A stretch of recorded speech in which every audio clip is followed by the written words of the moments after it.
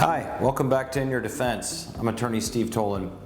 We're going to pick up our conversation on protecting you, the business itself, from criminal liability. We talked last time about Bluebell Ice Cream, incredibly, in May of 2020, entering federal court here in Austin and entering a plea and accepting responsibility for the violation of 2 federal misdemeanors, and in so doing, agreeing to pay $19.5 million in civil and criminal fines and forfeiture. So it begs the question, should you, as an owner of a business or someone who counsels a business, worry about criminal liability? Well, let's study the top 5 reasons why the government could decide to charge or indict a corporation. One is just confidence, consumer confidence.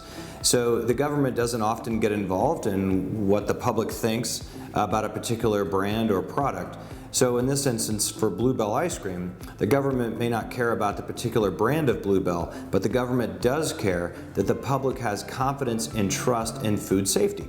So if they believe that a particular violation for your business may erode public trust in a particular good or service, then they're more apt to become involved, ask questions, and potentially indict your business. So you got to be careful there. Second reason is the public perception of the government. Well, the government now more than ever does worry about its role, and so they don't just worry about public confidence in a product.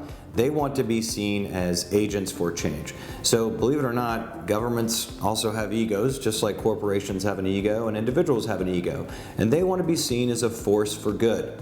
So often if they think they can come into a business, and study the regulations and be seen as positive agents for change, they will do it. So you got to be careful there.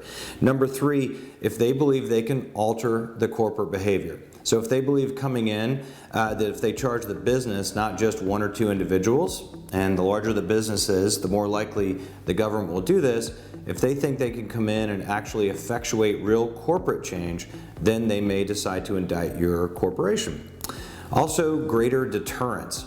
4th reason why the government may decide to indict your corporation is because they see it as likely to effectuate a greater or broader level of deterrence. It's more newsworthy, frankly, to charge a corporation, and businesses study what other businesses do, and so the thinking is that if they come in there and indict the business, then other businesses will follow suit and amend their behavior, and that's what the government wants, to see some change there.